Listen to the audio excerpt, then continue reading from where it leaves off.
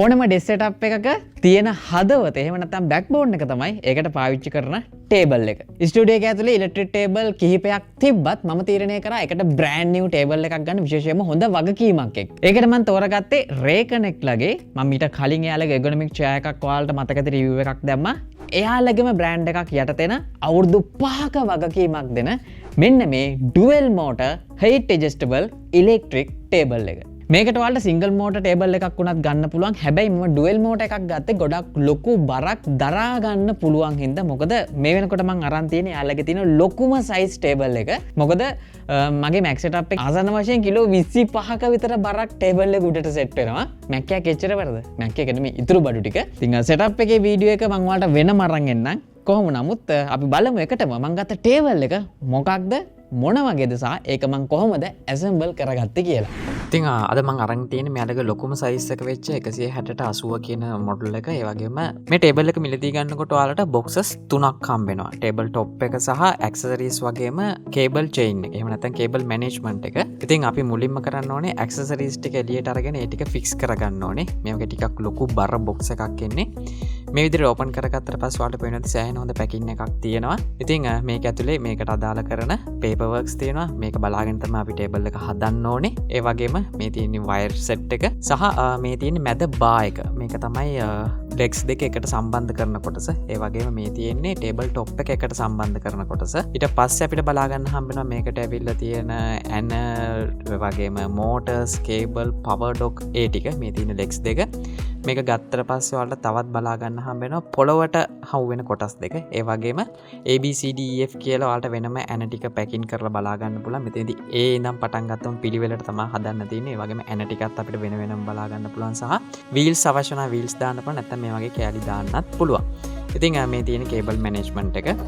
මේක මම අරගෙන තියෙන්නේ කළු පාට හේතුව ටේබල් එකත් කළු. ඉතින් අපි මුලින්ම කරන්න ඕනේ ඇලන් කී එකයි ඒ කොටසට අදාළ ඇන ටික අරගෙන අපි ලෙග් එක ෆික්ස් කරගන්න යන්නේ. ඉතින් ඒ ඇන අට අපිට බලා ගන්න හම්බ වෙනවා.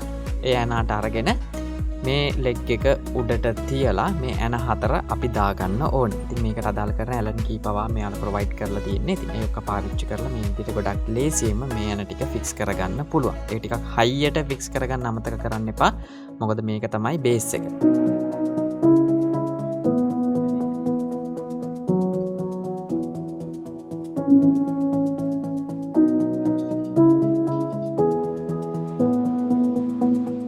ඊළඟට අපි කරන්නේ ලෙග් එකේ එහාට මෙහාට යන්නේ නැති වෙන්න අදාළ කරන වීල්ස් ටික හයි කරගන්නවා. මේකේ ඔයාලට රෝද තියෙන ඒවත් ගන්න පුළුවන්. නැත්නම් මේ වගේ ෆික්ස් කරපු ඒවත් ගන්න පුළුවන්. සහ මේ තියෙන මැද බා එක. මේ මැද බා එකේ දුර ඇඩ්ජස්ට් කරගන්න පුළුවන් මේ ඇන හතර බුරුල් කරලා. ඉතින් මම තියෙන ලොකුම දුරට යනවා හේතුව මම අරන් තියෙන ලොකුම ටේබල් එක හින්දා. ඉතින් ඒකට අදාළ කරන ඇන ටික අරගෙන මේ මෝටර්ස් දෙක ළඟ තියෙන දෙපැත්තේ හෝල්ස් වලට මේ විදිහට ෆික්ස් කරගන්න පුළුවන්. මේක තමයි ඇත්තටම ප්‍රධානම කොටස හරියට කරගන්න ඕනි කියලා තමයි මම නම් කියන්නේ. මේ ටික හරියට එන තද කරගන්න හොඳට මේ දෙපැත්තේ තියෙන මෝටර්ස් දෙක. ඉතින් ඇලන් කීවලි මේ විදිහට දාලා හොඳ ටයිට් එකක් දෙන්න අමතක කරන්න එපා.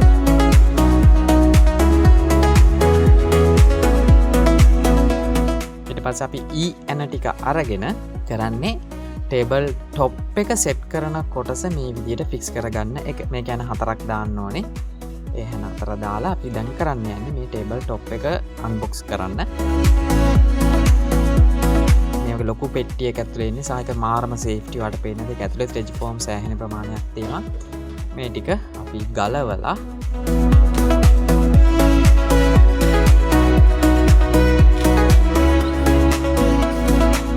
අපි ෆික්ස් කරගත්ත සැකිල්ල තියෙනවනේ. ඒක මේ විදිහට හරවලා ටේබල් එක උඩින් තියාගන්න ඕනේ. මේක තනියෙන් කරන්න එපා. දෙන්නෙක් එකව වෙලා කරන්න. ඊට පස්සේ ටේප් එකක් අරගෙන හරියටම බැලන්ස් කරලා, ඒ කියන්නේ දෙපැත්ත හරියට බැලන්ස් කරලා අපිට ඇන ටික තමයි දාගන්න තියෙන්නේ. ඒකට අවශ්‍ය කරන්නේ D කියන සෙග්මන්ට් එකේ ඇන ටික. ගොඩක් අය මේකට ඩ්‍රිල් එකක් පාවිච්චි කරනවා. නමුත් මම නම් මේ වගේ ස්ක්‍රූ ඩ්‍රයිවර් එකක් අරගෙන පොඩි තට්ටුවක් දාලා ලේසියෙන්ම තද කරගන්න පුළුවන් වුණා. ඒක මං හිතනවා සෑහෙන ලේසි මෙතඩ් එකක් කියලා. මොකද ඩ්‍රිල් එකක් හොය ඉන්නවට වඩා. හැබැයි පොඩි හයියක් දීලා තමයි ඇන ටික තද කරන්න ඕනේ. ඊට පස්සේ ලොකු වෙන දෙකක් තියෙනවා මේ දෙක තියෙන්නේ අර ලොකු බා එක ටේබල් එකට සෙට් කරන කොටසට ඊට පස්සේ කන්ට්‍රෝල් යුනිට් එක තියෙනවා ඒකත් ඔයාලට පුළුවන් මේ විදිහට ඇන ටයිට් කරගන්න මේකත් මම ඩ්‍රිල් කරේ නැහැ ස්ක්‍රූ ඩ්‍රයිවර් එකෙන්ම තමයි ටයිට් කරගත්තේ ඊට පස්සේ මෝටර්ස් දෙකට එන වයර් ටික අපි මේ විදිහට ෆික්ස් කරගන්න ඕනේ ඒක හරිම ලේසි දිග කොටසට අදාළ මේ වගේ ජොයින්ට් එක ගහලා කන්ට්‍රෝලින් යුනිට් එකට සෙට් කරන්න තියෙන ඊට පස්සේ අනිත් පැත්තේ මෝටර් එකේ වයර් එකක් තියෙනවා ඒක මේ වගේ කන්ට්‍රෝලින් යුනිට් එකට ගොඩක් ලේසියෙන්ම සෙට් කරගන්න පුළුවන් පොඩි ටච් එකක් දෙන්න තියෙන්නේ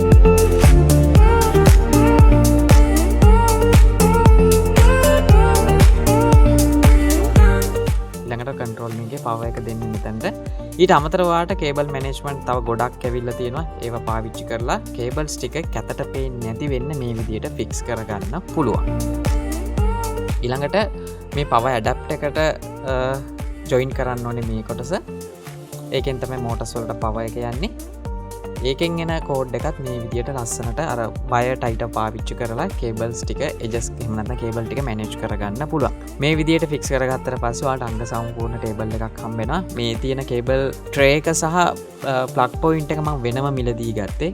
ඒකත් මට මේ විදිහට සෙට් කරගන්න පුළුවන් වුණා සහ ඒකත් මම කළු පාටින්මයි ගත්තේ. මේ විදිහට සෙට් කරාම කිසිම වයර් එකක් අපිට එළියට පේන්නේ නැහැ සහ මුළු මැෂින් එකටම අවශ්‍ය වෙන්නේ එකම එක වයර් එකක් විතරයි. ටේබල් එක ඇසෙම්බල් කරලා ඉවරයි. මේ වෙනකොට මගේ ස්ටුඩියෝ එක ඇතුලේ තියෙන ඉලෙක්ට්‍රික් ටේබල්ස් වලින් මේ වෙනකොට තුනක් තියෙනවා. ඒකේ මම හිතනවා ස්ට්‍රෝම්ම ටේබල් එක ට්‍රේ කනෙක්ට් ලගෙන් ගත්ත එක කියලා කියන්න ඕනේ. හේතුව ටේබල් টොප් එක ගත්තත් සෑහෙන මහතයි සහ මෙයාලා ගැරන්ට් කරන ආසන්න වශයෙන් කිලෝ 150ක් විතර මේකට වරුතු දෙන්න පුළුවන් වෙයි කියලා. මමත් ඉන්නවා කිලෝ 65ත් 70ක් වගේ අතර ප්‍රමාණයක්. ඉතින් අපි බලමු චුට්ටක් වාඩිලා. වව්. සද්දයක්වත් නැහැ. සාමාන්‍යයෙන් අනිත් ටේබල් එකක් උඩ පාඩන මර චිරි චිරි සද්ද එනවනේ. එහෙම එකක්වත් නැහැ. ඉතින් ඒකට හරියට ඔයාලා ඇන ටික තද කරගන්න ඕනේ. ඉතින් සෑහෙන හොඳ ස්ටේබල් මේසයක් කියලා කියන්නේ විශේෂයෙන් මේක ඩෙප්ත් එක සෑහෙන වැඩි. මොකද ඩෙප්ත් එක අඩු වෙනකොට ටේබල් එක හෙල්ලෙන්න බලනවා. නමුත් ඩෙප්ත් එක වැඩි වෙන තරමට හොඳ ස්ටේබල් එකක් තියෙනවා. සහ අපි බලමු මේකේ ඩුවල් මෝටර් සිස්ටම් එකක් තියෙන්නේ. මාව මොන විදියටද හැන්ඩල් කරගන්න පුළුවන් වෙන්නේ කියලා. හේතුව මැක්ස් සෙටප් එකේ බඩු ටික ආසන වශයෙන් කිලෝ 25ක් විතර වෙනවා. ටේබල් එකේ මැක්සිමම් හයිට් එකට මේ වෙනකොට ඇඩ්ජස්ට් කරලා සහ මම ඒක උඩ ඉන්නේ. මං ආසන වශයෙන් කිලෝ 65ක් විතර ඉන්නවා. ටේබල් එකට දැනෙන්නේවත් නැහැ. පොඩ්ඩක්වත් මේ වයිබ්‍රේෂන් එකක් හෝ නොයිස් එකක් දැනුන්නේ නැහැ මේක ඉස්සෙනකොට මෝටර්ස් වල. සහ මේ ටේබල් එකේ විශේෂයෙන්ම මේ සේෆ්ටි ඔප්ෂන් එකක් තියෙනවා. කියන්නේ මේ වගේ පහත් වෙනකොට හරි ඉස්සෙනකොට හරි මොකක් හරි ඩිස්ටර්බන් එකක් තිබ්බොත් විශේෂයෙන්ම මොකක් හරි දෙයකට ටච් වුණොත් මේක ඔටෝමැටික් එතනින් නැවතිලා පොඩ්ඩක් ඉස්සෙනවා. ඒක මං හිතනවා සෑහෙන හොඳ සේෆ්ටි ෆීචර් එකක් කියලා. උදාහරණයකට බලන්න දැන් මං මේකේ ප්‍රෝග්‍රෑම් කරලා තියෙනවා ඇඩ්ජස්ට්මන්ට් 3කට. මම මේකේ එකක් දාන්නම්. දාලා මේ උඩට යනකොට මං පොඩි ටච් එකක් දුන්නාම පේනවා. ආයි උඩට යන්න නැතුව පල්ලෙහාට ආවා. අපි ආයි උඩට යන්. ඔන්න දැන් උඩට යනවා. පේනවනේ? ඒක මාරු. මොකද මගේ තියෙන අනිත් කිසිම ටේබල් එකේ මේ ඔප්ෂන් එක නැහැ. මේක සෑහෙන හොඳ සේෆ්ටි ෆීචර් එකක්. මාරු. මං හිතන්නේ මගේ ස්ටුඩියෝ එක ඇතුලේ තියෙන හයි ක්වොලිටිම ඉලෙක්ට්‍රික් ටේබල් එක මේක. වව්. කිසිම නොයිස් එකක් නැහැ. කොහොමනත් මං හොඳ වයර් මැනේජ්මන්ට් එකක් කරගත්තා. මේකේ ඇතුළට වෙනම මං වයර් මැනේජ්මන්ට් කේස් එකක් ගහලා ප්ලග් පොයින්ට් එකක් ඇඩ් කරගත්තා. ඒක හරහා තමයි ටේබල් එක උඩ සෙට් වෙන හැම ඉලෙක්ට්‍රොනික අයිටම් එකකටම කරන්ට් එක දෙන්නේ. එතකොට ටේබල් එකට එන්නේ තනි වයර් එකක්. එතකොට කිසිම වයර් එකක් මට බෑග්ග්‍රවුන්ඩ් එකේ බලා ගන්න හම්බෙන්නේ නැහැ.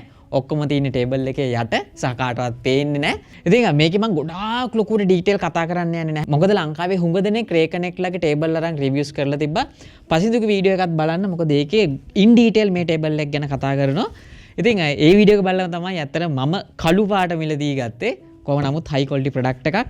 thank you SLG. අනිත් එක මේ පොරම තමයි කිව්වේ Windows වලින් චුට්ටක් අයින් වෙලා Mac එකකුත් try කරලා බලන්න කියලා. අන්තිමට Mac එකක් අරගෙන මේ ඉල්ලන් කෑව වගේ වැඩක් වුණා. මොකද ඒකට අවශ්‍ය කරන ඉකෝසිස්ටම් එකේ බඩු ටික ගන්න ගියාම අම්බෝ වගොඩුවක් තියන්න වෙනවා. කොහොම වුණත් මේ වෙනකොට ලක්ෂ 22ක විතර බඩු අරන් තියෙනවා. Mac setup එකේ වීඩියෝ එකක් මම ඔයාලට වෙනම ගේන්නම්. කොහොම නමුත් දැන් පෙන්නන්නම් ඒ setup එක මම කරේ කොහොමද කියලා.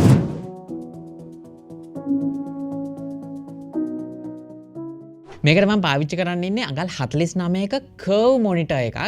ඉතින් ඒකට මොනිටර් ආම් එකක් පාවිච්චි කරන එක සුදුසුයි කියලා හිතුණා. මොකද ඒක ස්ටෑන්ඩ් එක ටිකක් ලොකුයි. ඉතින් අඟල් 49ක මොනිටර් එක ආසන වශයෙන් කිලෝ 15කට වැඩි බරක් තියෙනවා. ඉතින් ඒ වගේ බරක් දරා ගන්න පුළුවන් හොඳ මොනිටර් ආම් එකක් හොය ඉන්නකොට වාසනාවන්ත ලෙස රේකනෙක් ලගම මොනිටර් ආම් එකකුත් මට හම්බුණා. මේකේ මං හිතන්නේ අඟල් 49ක මොනිටර් එකක් ඊසිලි හැන්ඩල් කරන්න පුළුවන්. මොකද මෙයාලා කියනවා ආසන වශයෙන් කිලෝ 40ත් 50ක් අතර බරක් වුණත් මේ මොනිටර් ආම් එකට දරා ගන්න පුළුවන් කියලා. ඒකින්ද අපි මුලින්ම කරන්න යන්නේ මොනිටර් ආම් එක මෙන්න මේ ටේබල් එකට ෆික්ස් කරගන්න.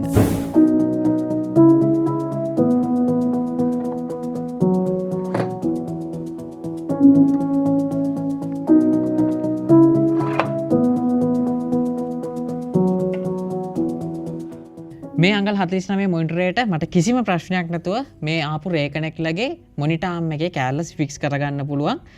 ඉතින් කිසිම කෑල්ලක් එක්ස්ට්‍රා ඇඩ් කරගන්න අවශ්‍ය වෙන්නේ නැහැ. එයාලගේ තියෙන මේ යකඩ ප්ලේට් එක මෙහෙම තියලා අර මොනිටර් එකේ තිබ්බ ඇන ටික ආයේ දාගන්න තියෙන්නේ. මේ ඇන ටික හොඳට ටයිට් කරන්න අමතක කරන්න එපා. මොකද අඟල් 49 මොනිටර් එක කියන්නේ සෑහෙන බරයි. ඊළඟට මේ කෑල්ල මෙහෙම තියලා මේ ආපු නොබ්ස් දෙක දාන්න විතරයි.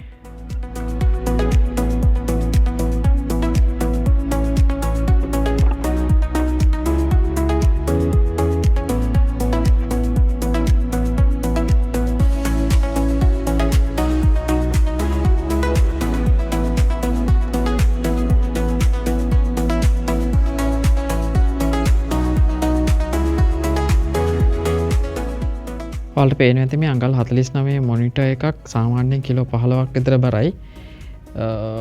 ඒකත් මේ හෙවි ඩියුටි මොනිටර් ආම් එකට කිසිම කේස් එකක් නැතුව තියාගන්න පුළුවන්. මේ තියෙන්නේ උඩරිම උසට උස්සලා. පේනවනේ කිසිම අවුලක් නැහැ.